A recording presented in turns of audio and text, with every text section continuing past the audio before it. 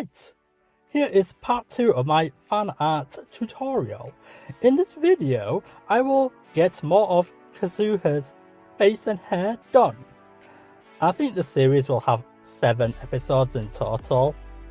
I don't think I've mentioned this at all, and back in episode 1, the pose I'm giving Kazuha is him drinking some green tea at the table. Someone offline suggested me, why don't you do a full body pose of Kazuha? I was thinking that, but I might not be able to do that in time for the deadline. Judging I have less than 11 days from now, so yeah, this has to be half body pose with a table. Judging I don't have that long from now, so yeah, this has to be half body pose with a table. By the way, I have mentioned this before, but I have drawn a canteen area with 6 characters before, and I'll put a screenshot of that in, and I'll put that as a thumbnail at the end of the video so you can see that for yourself. That canteen scene took me over 20 hours, there's a lot of chairs and tables and characters on there, so yeah, it's easily one of my best works. For some reason, I gained 20 subscribers in April and 14 in May, but I've only gained like 1 this month, which is June. I don't understand why, judging I've released a bunch of shorts this month. I'm getting likes, which is good, but not very many new subscribers. I don't know why, I think people are busy, I don't know. One of the stories I definitely like in Genshin Impact is Tighnari's one. That one was actually quite good. You know, the one with the robot crab, you have to help out by giving him mechanical parts, and he actually listens to you. And the robot crab's name is Karkata. I think it's Karkata anyway. And it's where the reason why is because the robot crab was trying to fix his master by giving him mechanical parts, because that's what the human master did for him in a past time, so that's why. But he doesn't realize that humans can't be fixed by being given mechanical parts, and that humans actually die eventually. So someone in the comment section, not my comment section but in a different one, said that they got that exact idea from a storybook at primary school or somewhere. So, and it's where in the storybook it's the same thing where there's a robot, and so whenever he has like a broken arm or something, it's where the master goes and gives him the mechanical parts so that he can have his arm fixed. And it's where when the human is like lying there and not responding, the robot gives the mechanical parts to him and hope that he actually gets fixed, but he doesn't because he's a human. And it's where Hoyoverse basically just reused that same idea. I do like Tighnari's story. It lets you know that not every single robot enemy you come across are actually evil, and there's actually a few of them that's actually innocent. I also like how Tighnari takes care of Karkata at the end. So I actually like that part as well, because it shows like he's actually very caring towards innocent robots as well. I also like Yoimiya's story because he's trying to get 2 guys to make friends again after the 2 guys had a fallout in the past. Quite relatable, since I've had fallouts with online people, hence the rant videos I made on my channel. And now, unfortunately, I can't go back to those cretins I fell out with online, because they kept lying their heads off and want my money so badly. I've already explained why in those other videos, but yeah. Another good story is Jean's story and how hardworking she is. When I came across the cutscene where she's coughing and such, my reaction was, please do not tell me COVID is in the game and it's spreading to everyone in Mondstadt. But fortunately it's just Jean that's just ill, but it's not contagious. And at the end of it, I was like thinking, phew, please, for the love of God, don't tempt fate to bring back COVID in reality. Anyway, at the dungeon at the end of Jean, I was expecting her to be low on health, or her stats are lower than usual, but surprisingly enough, no, they didn't even hinder Jean at all. She was like over leveled when you play her in the dungeon, despite she's got a cough. I don't get it. Another story is Sango no Miya. I think she's alright, but I feel like there's a few shaky parts in that story quest. Basically, Sango no Miya has like an army that she commands, but she's also very hardworking like Jean is, and she's like really tired at her desk and stuff. But I do like the fact that when you read her diary, it says, oh, Traveler came back +3 to my energy, and oh no, this happened, -2 points of my energy, and things like that. It gets really embarrassed when you find that out.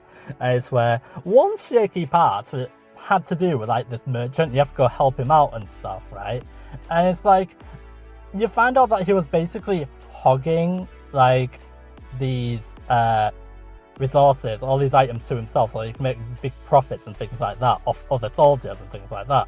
It's where her soldiers are like, oh, we hate you, and it's like, and it's where at the end of that mini scenario, it's where Sango no Miya, also known as Kokumi, right? She just says, oh, sorry, but I'm gonna have to fine you for this, right? But this is where it gets a little bit too shaky, right? And it's where at one point she was like in a meeting with Kujo Sara, that's her name, right? And it's where basically both sides of both of their soldiers on either side were like, oh, you're scum, oh, we don't trust you. And they were about to have a war, but they were like trying to calm them down, right? And it's where at the end of it, it's where Kokumi just says to her soldiers, okay, you're gonna have to have a warning, but I'm not gonna fine you. And they're like still cheering for her anyway. And it's just like, so that merchant gets a fine, but her own soldiers who nearly back toward tried to kill the other army off, they just get a warning. So one person gets a fine, but someone else who was waging war just gets a warning. So I'm like thinking, that's some pretty bad decision making there. I think that those soldiers should have got a small fine for that, at least a small fine. Because in the interest of fairness, both the merchant and her own soldiers should have actually got a punishment each. And also another thing about the soldiers is like, her own soldiers anyway, is like they tend to be really hypocritical, because it's where the girl is like, oh, we want to carry on the war, even though the other army was like, you know, it's like Sango Miya's soldiers were a bit too aggressive, because it's where there was like peace that was temporarily restored, and it's where her own soldiers like, oh, we want to carry on the war, even though they didn't even start the first war in the first place. So they were actually being quite hypocritical, and it's like it's just like they hated being in war when someone else sparks it, but yet they do the same thing and try to spark another war anyway. It's like, I hate you for sparking a war against me, I'm gonna declare war on you and prove that I'm different. It's like, no, don't be hypocritical. You get the point though, don't you? Oh yeah, and that's another thing. There was this really funny part which had to do with Ito from the Arataki gang. I think that's how I pronounced it. I might have got that wrong. There's a lot of hard to pronounce names in this game, right? And it's where I love the part where Ito says, oh, I played a card game against this lady. I can't remember her name. I think it was Mamma Mia Fish Lady. It's like, no, it's Sango no Miya. I didn't even realize that was Sango no Miya at first. Mamma Mia Fish Lady. It was like one of the funniest parts in the whole game, and I've like played at least 200 hours of it. I'll be honest, it's a little bit too grindy, but some of the cutscenes are really well done, and the voice acting is actually really well done as well. Most characters got good voices anyway. But yeah, I also like Ito's internal story where you find out about the Blue Oni and the Red Oni. I actually like that story because it's like they kind of do it like a junior school sort of play, sort of cartoon thing. And it's like, there's like a Blue Oni and a Red Oni. And it's where Ito is supposed to be a descendant of the Red Oni. And it's where basically the Red Oni were trying to be friends with the other kids, but they keep throwing beans. And it's where Ito also hates having beans thrown at him, and he gets an allergic reaction and they're going, how dare you throw beans at me, sort of thing. Right, so that's actually kind of funny. And it's where, when I came across the Blue Oni, you know, the blue demon, Oni means demon, very sure it means demon anyway. When I first came across the Blue Oni, I was thinking, why does he look like Sasuke from Naruto? That's instantly what I thought. I was like, oh, please don't tell me the minute Sasuke look alike in this. I was like, oh no. Please don't tell me that lookalike is obsessed with revenge. But yeah. Is it just me, or is anything to do with Ito just turns out funny? I think he's kind of like a joke character. And it's like, you know. But yeah, Ito's story is actually pretty good. I actually like that timed event with the beetle battle thing. I was just in time for that. I thought that was permanently in the game, but it's actually a timed event. I really hope they actually bring that back in. That was actually pretty fun, the beetle battle thing. It reminds me a little bit of Street Fighter, but just in the form of bugs fighting against each other.